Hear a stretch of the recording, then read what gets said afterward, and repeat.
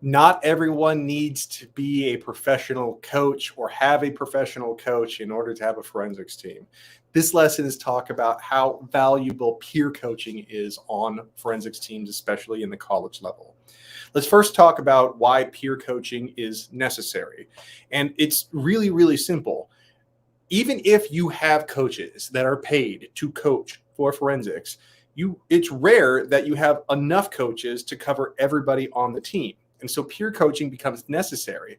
But there are some teams who have no coaches whatsoever. There are teams that are completely student run. And I greatly admire these projects where students actually create their own teams, find their own funding, get themselves to tournaments, and they even coach each other.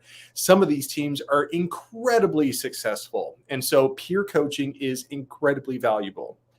So if you find yourself in a situation where you don't have enough coaches or you don't have any coaches, or maybe you're just trying to start your own team and the college that you're at isn't going to supply any coaches, you should be thinking about peer coaching in order to fill that gap.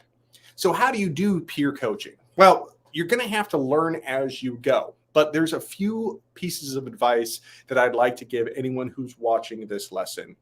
The first thing about peer coaching is that it's great because of the flexibility that you have. So peer coaching can happen outside of the prearranged practice schedule. Especially if you have coaches that are setting up a schedule, they're usually doing it around the other classes that they are teaching based on their availability. This isn't always the availability of students. And if you want to maximize the amount of time that you have practicing, peer coaching is incredible, absolutely incredible.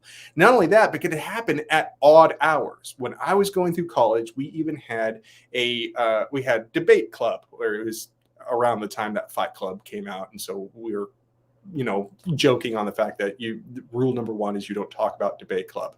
That film hasn't necessarily aged really well, but the idea about having a peer coaching session on odd hours was a great idea. We would be able to get together incredibly late at night and do practice, whereas normally you'd be doing practice during the day at the most convenient time for one of your coaches. When you're finding times that are convenient for everyone on your team, you'll find that there's going to be really different times when that happens. And any time that you're able to get in another round or two, or it just does incredible amount to your overall performance.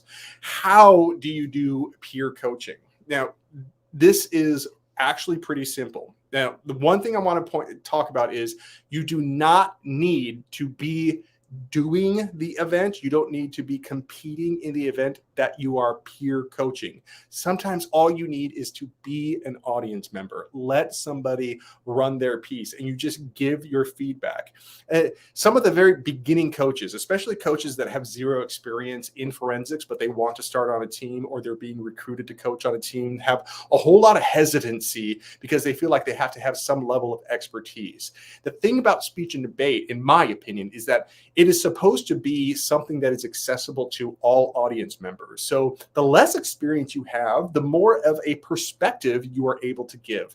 The more coaching experience you have, you're able to kind of draw on that experience. But there's a bit of a trade-off with that because now you're kind of, you're stuck in a groove, not necessarily stuck, but you find yourself in a groove and you have certain goals and objectives that you have that might be a little tainted because you have all of that experience going for yourself. You do not need to be an expert in the event in order to help coach that event. Secondly, not all of your feedback has to be positive. Okay. Like always start with positive feedback. Okay. Now, when you're giving feedback, there is the feedback sandwich, right? Where you start with something positive, you give some constructive criticism, and then you end with something positive as well. So when you're doing peer coaching, try to go for that 3-stage feedback where you give something positive, a little bit of criticism, and something positive. Remember, you don't have to give expert advice, just honest advice. And that's the next thing you want to talk about. When you're giving peer coaching, even if you're wrong, I don't think there is such a thing as wrong, but even if you want to say, quote unquote, you're giving bad advice or wrong advice, give honest advice. It's way more important for you to say, like, this is how I'm seeing it. That type of feedback helps with somebody who's giving it, especially because when people perform their events at a forensics tournament, they're not always performing in front of an expert judge or someone who has experience in that particular event.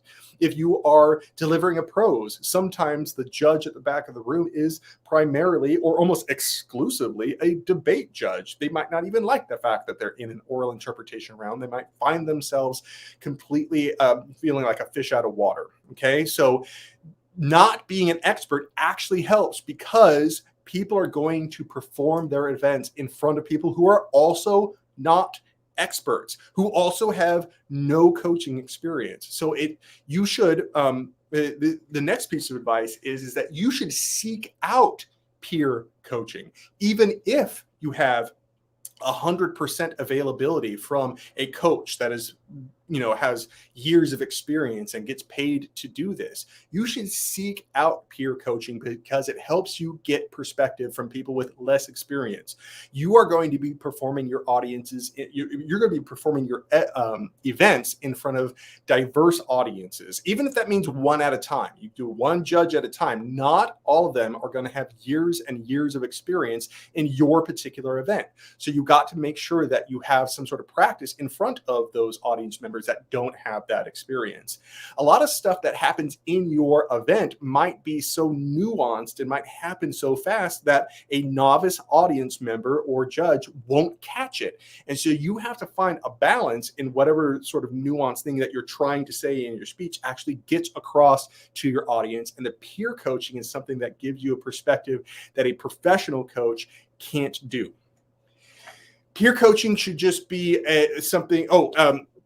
Another thing is that when if you find yourself having experience, you should be performing like a mentorship. I don't know if I mentioned this before, that if you come in and you know a bit about a particular event, the type of peer coaching that you're giving might be by leading by example. It's like, hey, here, like, I'm going to help you with your prose by performing my prose, all right, or the prose from last year or something along those lines.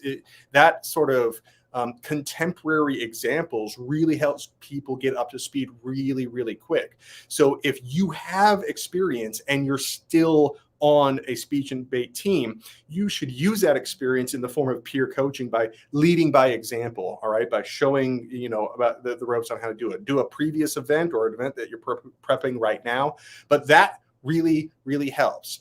In another lesson, I talked about how important it is for you to get together and actually have study groups in order to generate ideas for topics and for research purposes as well. It helps divide the load a whole lot. Peer coaching is an incredibly valuable part of any speech and debate team. I urge you to not only accept coaching from your peers, but to seek it out and use it to your advantage.